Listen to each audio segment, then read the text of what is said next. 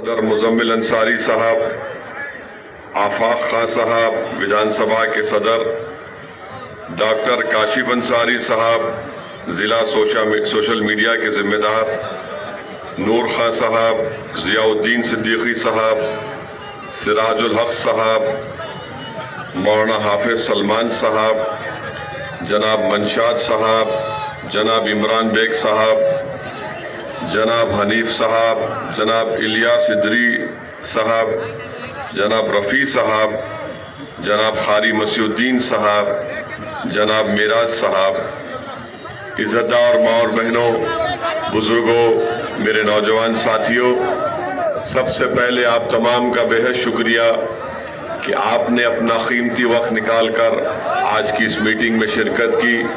मैं आपका तहे दिल से आपका शुक्रिया अदा करता हूँ कि आप यहाँ पर आए और इतनी बड़ी तादाद में आपका यहाँ पर आना यकीनन हमारे हौसलों को बुलंद भी करता है, बल्कि इस बात का पैगाम भी देता है कि 27 तारीख के दिन इंशाअल्लाह ताला नानपारा की विधानसभा में आप लोग अपने इत्तेहाद से एक नई तारीख लिखेंगे और यहाँ से इंशाअल्लाह मजलिस इत्तेहादुल मुस्लिमीन के प्रत्याशी को आप विधायक बनाकर लखनऊ में उत्तर प्रदेश की विधानसभा में भिजाएंगे। मेरे अजीज दोस्तों और बुजुर्गों, नानपारा विधानसभा में बहुत से मसाइल हैं, कोई विकास का काम नहीं हुआ।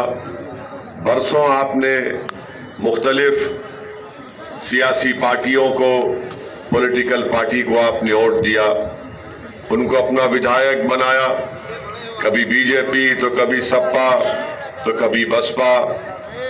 मगर आज आप इस बात से मुत्तफिक होंगे, आप मेरी इस बात को मानेंगे कि नानपारा में सबसे बड़ा मसला है कि इसको जिला बनाने का। अभी तक नानपारा को किसी ने डिस्ट्रिक्ट नहीं बनाया।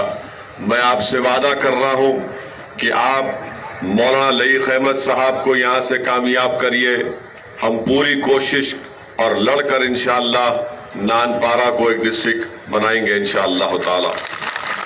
आपको जानकर तकलीफ भी होगी कि भारत सरकार ने जो एक नीति आयोग डिपार्टमेंट है, उसमें पूरे उत्तर प्रदेश में जो सबसे गरीब गुर्बतज़ुदा इलाके हैं, उसमें नानपारा का जिक्र, बहरेज जिले का जिक्र आता है, नानपारा का जिक्र आता है। 70% जनता यहाँ की गरीब है, हर एतबार से गरीब है। अब आप खुद फैसला करिए कि डबल इंजन की सरकार ने नानपारा हो या बहरेज हो, यहाँ की जनता के लिए गरीबी के खात्मे के लिए कुछ काम नहीं किया। तीसरा, आपके पास सबसे बड़ा मुद्दा है कि नानपारा तहसील में कोई बस का डिपो ही नहीं है। अब नहीं मालूम ये योगी और मोदी डबल इंजन इतना बोलते हैं कि एक बस डिपो नहीं बना। आप लईक अहमद साहब को कामयाब करिए। हम आपसे वादा कर रहे हैं कि नानपारा तहसील में जो बस डिपो है वो बनाएंगे। फिर से हम आपसे कह रहे हैं कि बीजेपी वाले कहते हैं कि मोदी और योगी डबल इंजन है। अबे काहे का डबल इंजन? आप बताइए, काहे का डबल इंजन? यहाँ पर ब्रॉड गेज की रेलवे लाइन ही नहीं है।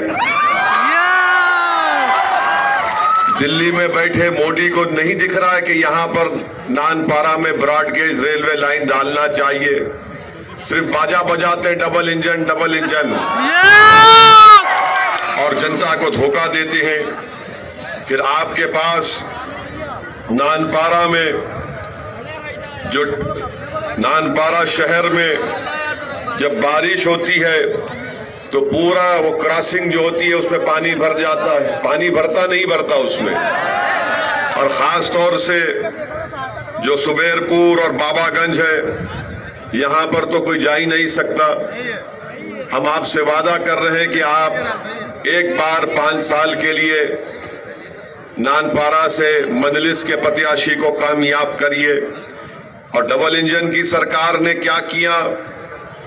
मथुरा ब्रिज है नानपारा से रंगन जाने का, वो कभी भी गिर सकता है। मगर डबल इंजन की सरकार चल रही है।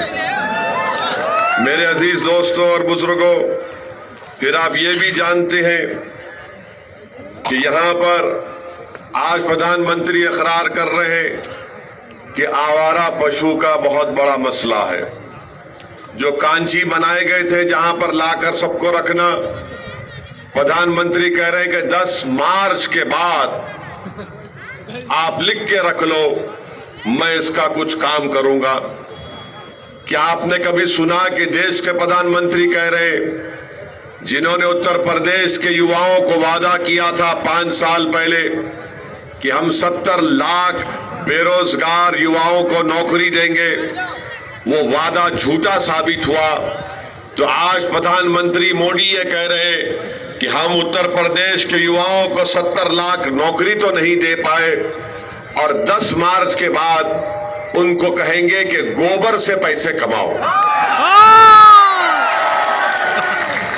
ये प्रधानमंत्री आज कह रहे उत्तर प्रदेश के युवाओं से।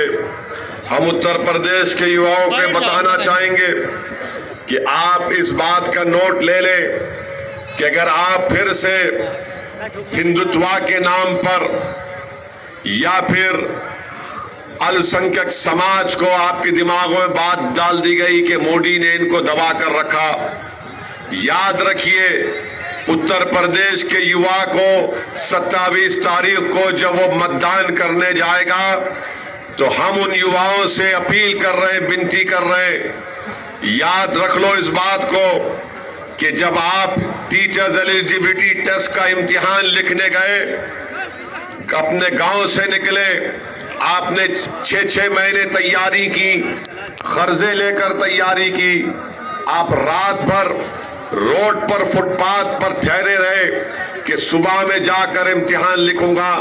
तो यही योगी सरकार ने इम्तिहान को मनसूख कर दिया, कैंसल कर दिया, ये कहकर के पर्चा लीक हो गया। ये डबल इंजन की सरकार में युवाओं से इस तरह का बर्ताव किया गया। जब युवा नौकरी के लिए बेरोजगार निकलते हैं तो डबल इंजन की मोदी और योगी की सरकार उन युवाओं पर लाठियां बरसाती है, उनके सर और हाथ को तोड़ देती है। युवाओं को यह याद रखना है कि अगर आज वो गलती करेंगे तो फिर आइंदा 5 साल ऐसा ही पेपर लीक होता रहेगा। मैं हमारी इज्जतदार माँ और बहनों को और गरीबों को ये बताना चाह रहा हूं, मजलूमों को बताना चाह रहा हूं कि क्या आप भूल गए जब कोविड की सेकंड महामारी आई थी तो क्या पानी पर गरीब जनता की लाशें नहीं तीर रही थी? क्या डबल इंजन की सरकार ने आपको ऑक्सीजन दिया, आपको दवाई दी, अस्पताल में कोई इंतजाम किया? नानपारा में अस्पताल नाम की चीज नानपारा में नहीं है। डॉक्टर के कई वैकेंसीज हैं, ये डबल इंजन की सरकार उन वैकेंसी पर डॉक्टर को लाती नहीं है। शिक्षा का इंतजाम नहीं है, डिग्री कॉलेज नहीं है, बच्चों को बाहर जाकर पढ़ना पड़ता है। ये सब इस विधानसभा की तकालीफ है। आप एक मर्तबा यहां से मौलाना लईक साहब को कामयाब करिए। हम आपसे वादा कर रहे हैं कि इंशाअल्लाह ये जो पूरी तकालीफ है, जो आपकी विधानसभा की तकलीफ है, हम आपसे वादा कर रहे हैं कि हम लड़कर इन तमाम आपकी तकालीफ को दूर करने का काम करेंगे। दूसरी बात, यहां से हमारे गौड़ साहब हैं, जितेंद्र कुमार गौड़ साहब, जो बल्हा विधानसभा के, मैं ये बात आपको बताना जरूरी समझता हूं कि मजलिस इत्तेहादुल मुस्लिमीन, जन अधिकार पार्टी और बिंड समाज, कश्यप समाज और एक रिटायर्ड डीजीपी साहब की पार्टी, हम सब मिलकर बाबू सिंह कुशवाहा की लीडरशिप में भागीदारी परिवर्तन मोर्चा को बनाया और हमने तय किया कि अगर आपकी दुआएं, आपका आशीर्वाद, आपकी सरपरस्ती, आपकी रहबरी रहेगी, आपका वोट मिलेगा, सत्ता मिलेगी, तो इसका 2.5 साल के लिए पहला मुख्यमंत्री हम बाबू सिंह कुशवाहा को बनाएंगे और दूसरे 2.5 साल के लिए एक दलित समाज से किसी को बनाएंगे। उसमें यह भी तय पाया कि 3 डिप्टी चीफ मिनिस्टर होंगे, जिसमें एक अल्पसंख्यक समाज का मुसलमान, एक निषाद समाज से होगा और एक अति पिछड़ा समाज से होगा। बहुत सी बातें बीजेपी सपा करती है, सामाजिक न्याय, मगर अगर कोई सामाजिक न्याय की बात भी कर रहा है और उसको जमीन पर अमली जामे नामा पहनाने की कोशिश कर रहा है तो उसका नाम बाबू सिंह कुशवाहा है। मेरी आपसे अपील है कि जब कुशवाहा और ओवैसी एक मंच पर जमा हो गए गरीबों, मजलूमों और पिछड़ों की लड़ाई लड़ने के लिए, तो हम आपसे नानपारा की जनता से और बला की जनता से अपील कर रहे हैं कि आप भी अपने दिलों को मिला लीजिए। याद रखिए, जब दो कमजोर मिल जाएंगे तो जालिम का जुल्म खत्म हो जाएगा। जब दो मजलूम मिल जाएंगे तो उनको ताकत मिल जाती है। अगर आप कमजोर नहीं मिलेंगे तो जालिम सिर्फ आपके दिलों में नफरत पैदा करता रहेगा, दूरियां पैदा करता रहेगा और नफरतों की दीवारों में इजाफा होता रहेगा। ओवैसी और कुशवाहा इस बात को तय कर चुके हैं कि उत्तर प्रदेश में हम नफरतों की दीवारों को खत्म करेंगे, हम दिलों को मिलाने का काम करेंगे, मजलूमों की लड़ाई लड़ेंगे, उनको उनका हिस्सा दिलाएंगे। ये पूरी लड़ाई हिस्सेदारी की लड़ाई है मेरे अजीज दोस्तों और बुजुर्गों। इस हिस्सेदारी की लड़ाई में आप अपने वोट से, अपने आशीर्वाद से, अपने दुआओं से साथ दीजिए। हमारी पूरी कोशिश यही है कि उत्तर प्रदेश में दोबारा योगी और मोदी की सरकार ना बने, क्योंकि उत्तर प्रदेश को 5 साल में इन्होंने बर्बादी के रास्ते पर लेकर चले गए हैं। हमारी कोशिश ये है कि नानपारा से मौला लईक कामयाब हो, जन अधिकार पार्टी के प्रत्याशी कामयाब हो, क्योंकि जब ये कामयाब होकर उत्तर प्रदेश की विधानसभा में जाएंगे तो ये गूंगे अंधे बहरे बनकर नहीं बैठेंगे, ये लड़ेंगे और उत्तर प्रदेश की विधानसभा के दरो दीवार को हिला के रख देंगे कि नानपारा की जनता का इंसाफ होना चाहिए। आज आप देखते हैं कि बीजेपी से कोई जीतता है तो फौरन निकलकर समाजवादी पार्टी में चला गया, और समाजवादी पार्टी अखिलेश यादव के घर में एक वॉशिंग मशीन है, उसमें जिस किसी को डालकर धो दिए वो सेकुलर बन के निकल जाता है। तो भैया ने लिया इनको अपनी वॉशिंग मशीन से निकालकर बोला, ये लो तुमको हम सर्टिफिकेट दे रहे हैं, तुम सेकुलर और ओवैसी कम्युनल, तुम अच्छे और ओवैसी बुरा। पति और पत्नी बीजेपी में है, पति और पत्नी बीजेपी में है, 4 साल मोदी और योगी के चरणों में बैठे, जब चुनाव आ गया तो बोले नहीं अब भैया के चरणों में जाके बैठ जाएंगे। और हम आपसे क्या कह रहे हैं कि जो लोग कुलाटी मास्टर हैं वो कभी नानपारा का विकास नहीं कर सकते, सिर्फ अपना ही सोच सकते हैं। ये कुलाटी मारते, ये जनता को धोखा देते। आज हम आपसे कह रहे हैं कि आप लईक को कामयाब करिए। ये कुलाटी नहीं मारेगा, ना ये किसी के पास जाकर भीख मांगेगा, ना ये किसी के पास जाकर किसी का कैदी बनकर रहेगा, ना ये किसी के लिए दरी बिछाएगा, बल्कि ये जब जीतेगा आपके वोट से, आपके आशीर्वाद से, तो वो नानपारा की जनता के इंसाफ के लिए लड़ेगा। इस बात का हम आपको वादा कर रहे हैं। मेरे अजीज दोस्तों और बुजुर्गों, समाजवादी पार्टी के ताल्लुक से अगर आप ये समझते कि बीजेपी को हरा पाएंगे, मैं आपको याद दिलाना चाह रहा हूं, आपने 7 साल में 3 मर्तबा आपने ऐसे फैसले लिए जिसकी बिना पर बीजेपी को फायदा हुआ। 2014 में आपने सपा और बसपा को वोट दिया, तब भी मोदी देश के प्रधानमंत्री बन गए।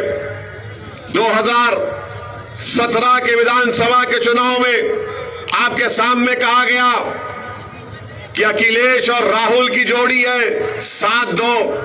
आपने उनकी बातों पर यकीन किया, मगर बीजेपी कामयाब हो गई।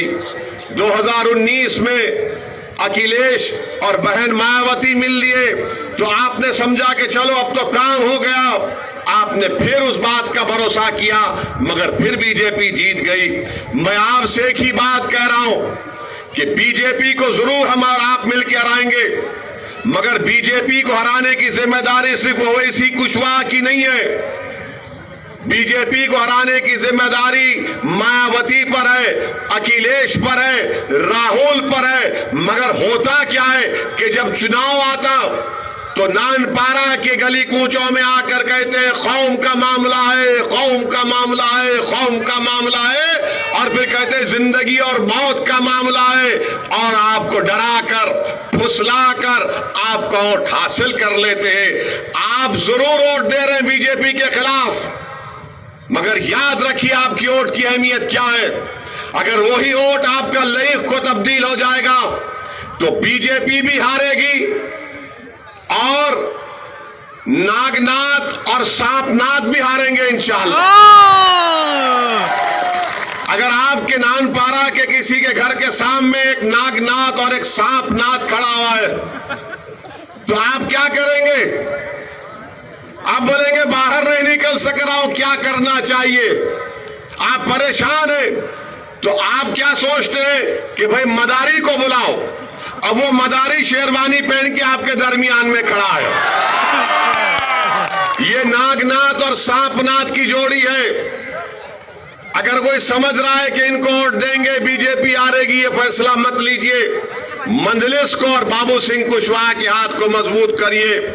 ये सामाजिक न्याय की लड़ाई है और देश के प्रधानमंत्री तो जो दिल में आया बोले जा रहे हैं, अनाप शनाप बके जा रहे हैं। नहीं मालूम क्यों ऐसा बोल रहे। देश के प्रधानमंत्री ने कह दिया कि उत्तर प्रदेश की जनता वोट इसलिए देगी बीजेपी को क्योंकि वो मोदी का नमक खाया। आप बताइए कि आपने देश का नमक खाया या मोदी का नमक खाया? आपने देश का। तो आप नमक जब देश का खाए तो क्या आप देश से नमक की वफादारी करेंगे या फिर ये मोदी की वफादारी करेंगे? क्योंकि देश और मुल्क मोदी और ओवैसी से बड़ा है। मगर देश के प्रधानमंत्री नरेंद्र मोदी ये समझते हैं कि मैं देश से बड़ा हो चुका हूं, इसीलिए बके जा रहे हैं, बोले जा रहे हैं।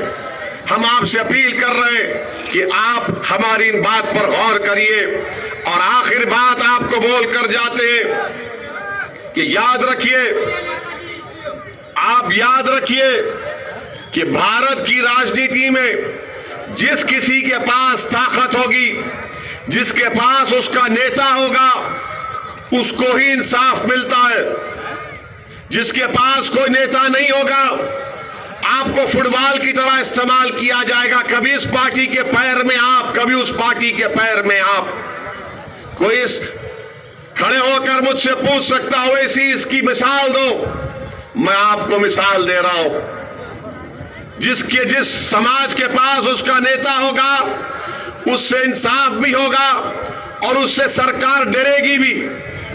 जिसका नेता नहीं है, जिसकी ताकत नहीं है, ना उससे इंसाफ होगा, ना कोई सरकार उससे डरेगी। आप सोचिए मेरी इस बात पर, आजम खान जेल में क्यों है? आजम खान जेल में क्यों है? क्योंकि अखिलेश के मंत्री थे, मंत्रालय में उन्होंने तकर्रुर किया, नौकरी दी, जेल में है।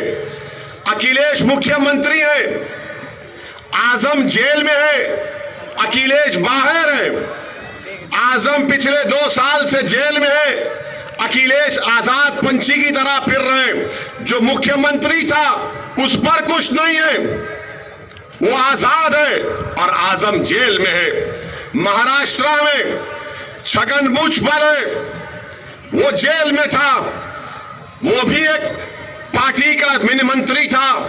उस पार्टी के बड़े लीडरों को कुछ नहीं हुआ, भुजबल जेल को गए, बरसों जेल में रहकर निकल कर आए। बाबू सिंह कुशवाहा जेल में थे, 4 साल जेल से निकले। अब महाराष्ट्र में नवाब मलिक को डाल दिया गया। बताओ, यही तो मेरी लड़ाई है।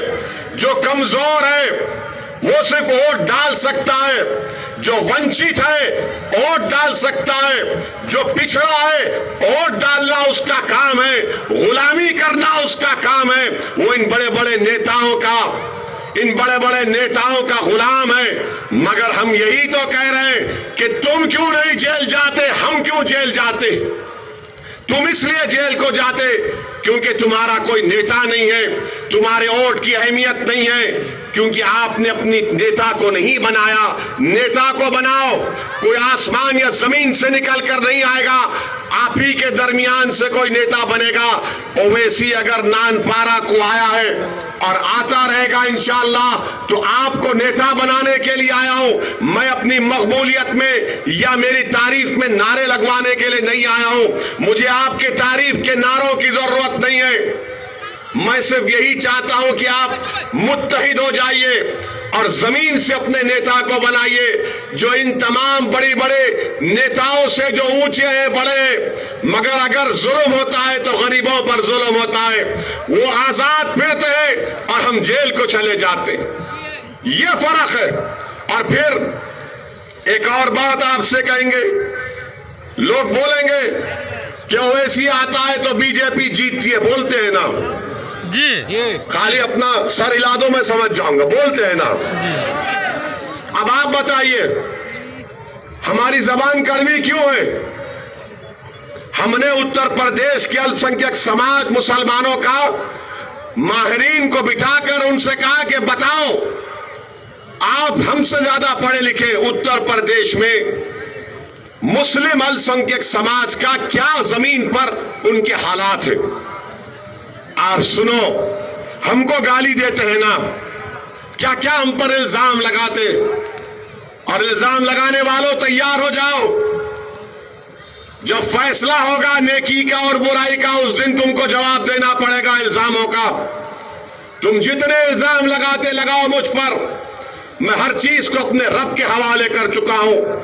मगर मेरे अजीज दोस्तों और बुजुर्गों, सुनो आप आपकी बर्बादी की दास्तान, जो आपसे आकर कह रहे आंख बंद करके सपा को वोट दो, अपनी जवानी को भैया पे कुर्बान करो, बीजेपी को रोकना है, फुला फुला कहते हैं ना। अब आप सुनो, उत्तर प्रदेश में 10 मुसलमानों में 7 मुस्लिम बच्चे और बच्चियां लिखना पढ़ना हिसाब किताब करना नहीं जानती। 10 में से 7, बताओ इसका जिम्मेदार ओवैसी है? ये आंकड़े दे रहा हूं, अगर कोई इनकार करेगा तो जगह और वक्त बता दो, आऊंगा मैं, तुम 5 मिनट मेरे सामने नहीं बैठ पाओगे।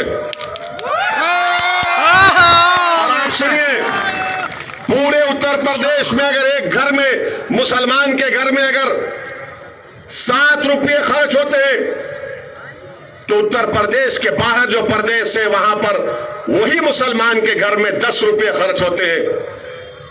बताओ, जब 7 रुपये आप खर्च रहे तो क्या खाते होंगे, क्या बच्चों को शिक्षा दिलाते होंगे? जब कोई बीमार पड़ता तो कर्जों में डूब जाते हैं। अब मुझ पर इल्जाम लगाते हैं। तीसरा एक और सुन लो आप, 10 में से सिर्फ 1 मुस्लिम बच्चा और बच्ची हाई स्कूल मुकम्मल करती है। 10 में से 1। मैं जिम्मेदार हूं, सपा वाले नहीं बोलेंगे, बीएसपी नहीं बोलेगी, बीजेपी नहीं बोलेगी। हम बता रहे हैं आपको, 5 और 14 साल के बच्चों में सबसे ज्यादा बच्चा मजदूरी करने वाले अल्पसंख्यक समाज के मुसलमान हैं। आपको मालूम कि पूरे उत्तर प्रदेश में सबसे कम ग्रेजुएट किसी के होते हैं तो मुसलमानों के 4%। सबसे गरीब, सबसे ज्यादा बेरोजगार तो अल्पसंख्यक समाज मुसलमान।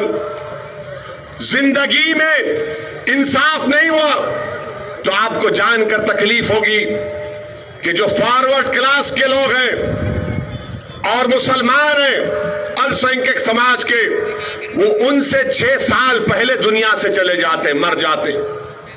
अब आप बताइए, ये आपको मैं बता रहा हूं, उसका जिम्मेदार कौन है बताओ आप?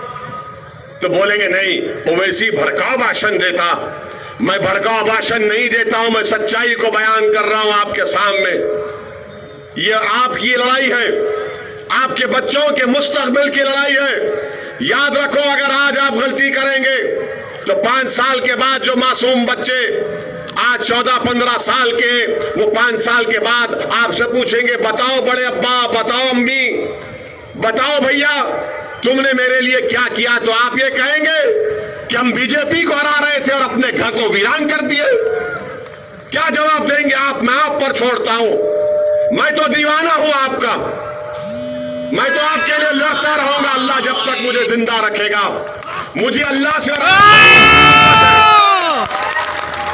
मुझे आपसे मोहब्बत है और रहेगी मोहब्बत आपसे, चाहे आप मुझसे मोहब्बत करो या ना करो। मैं आपसे मोहब्बत करता हूं, गरीबों से, मजलूमों से, अति पिछड़ा से मोहब्बत करता हूं और करता रहूंगा। अल्लाह ने मुझे जिंदगी में बहुत दिया है, मैं कभी सोचा भी नहीं था कि अल्लाह ने मुझे इतना दिया है, मगर मैं ये चाहता हूं कि आपकी जिंदगियों में इनकलाब बर्पा हो जाए। आप इन चीजों को समझिए जो हम आपके सामने रखे। कब तक आप डर डर कर, घुट घुट कर जिंदगी गुजारेंगे? कभी तुमने सोचा कि आखिर हमारी गाड़ी पर ही गोलियां क्यों चलाई गई? क्यों हम पर हमारी आवाज को, हमारी हत्या करने की कोशिश की गई? इतने बड़े बड़े नेता हैं, सांसद हैं, आखिर हमारी गाड़ी पर गोलियां क्यों चलाई गई? यकीनन मेरी जिंदगी की अहमियत आपकी जिंदगी से बड़ी नहीं है। मेरी जिंदगी की कोई अहमियत नहीं है। मुझे यकीन है कि जब तक अल्लाह मुझे जिंदा रखेगा मैं जिंदा रहूंगा। जिस दिन अल्लाह फैसला करेगा मैं चला जाऊंगा। मगर खुदा की कसम आप मेरी इस बात को जान लो, मैं जालिमों के जुल्म से, इनकी गोलियों से, इनकी ताकत से कभी झुकने वाला नहीं हूं मैं। और आपसे अपील कर रहा हूं कि आप डरिए मत। कब तक डरेंगे मेरे भाई? आप डरते हैं क्या? नहीं डरते। क्या आप बीजेपी से, मोदी, योगी, अखिलेश से डरते हैं क्या? जब नहीं डरते तो फिर क्यों आप अपने फैसले को बदलेंगे नहीं? आप अगर आप नहीं डरते तो एक अच्छा फैसला लो। उम्मीद के ऊपर मजलिस को और जन अधिकार पार्टी को वोट दो। आप डर की बुनियाद पर मेरा साथ मत दो। मैं डरने वाला नहीं हूं, ना मैं डरने वालों को अपने साथ रखता हूं। मैं तो पार्लियामेंट में खड़े होकर कह दिया कि मुझे सिक्योरिटी नहीं चाहिए। अगर नामपारा का नौजवान सुरक्षित होगा तो ओवैसी की जान सुरक्षित होगी। मैं 1994 में विधायक बना, अब 2022 आ चुके हैं। मैं कभी सिक्योरिटी नहीं लिया और नहीं लूंगा। मैं गरीबों की लड़ाई में मरने को तैयार हूं। मैं सिर्फ आपसे अपील कर रहा हूं कि जब तक मैं जिंदा रहूंगा, मुझे आपसे कुछ नहीं चाहिए, आपकी दौलत नहीं चाहिए। मैं सिर्फ ये चाहता हूं कि आपके दिल के किसी कोने में आप इस दीवाने को अपनी जगह दे दीजिए। इतना चाहता हूं, यही मेरे लिए दौलत होगी, यही मेरे लिए आखिरत का सौदा होगा कि कम से कम जब रब्बे कायनात के सामने जाऊंगा तो कहूंगा अल्लाह कुछ नहीं किया मगर हक को बयान करने की कोशिश की थी। मेरे अजीज दोस्तों और बुजुर्गों, ये वक्त उठने का है, ये वक्त झुकने का नहीं है। याद रखो, 35-40 साल आपने बहुत साथ दे दिया, सपा का, बसपा का, कांग्रेस का। अब डरना किसी से नहीं है।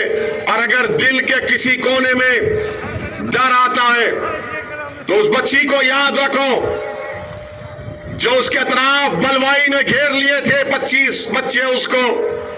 तो उस बच्ची ने क्या कहा था? उस बच्ची ने कहा जब मैं डरती हूं तो मैं क्या नारा लगाती हूं?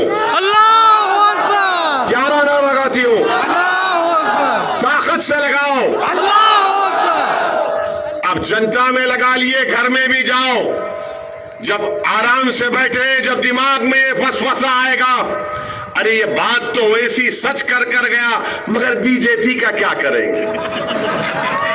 हमारे जाने के बाद इब्लीस की औलाद आएगी यहां पर।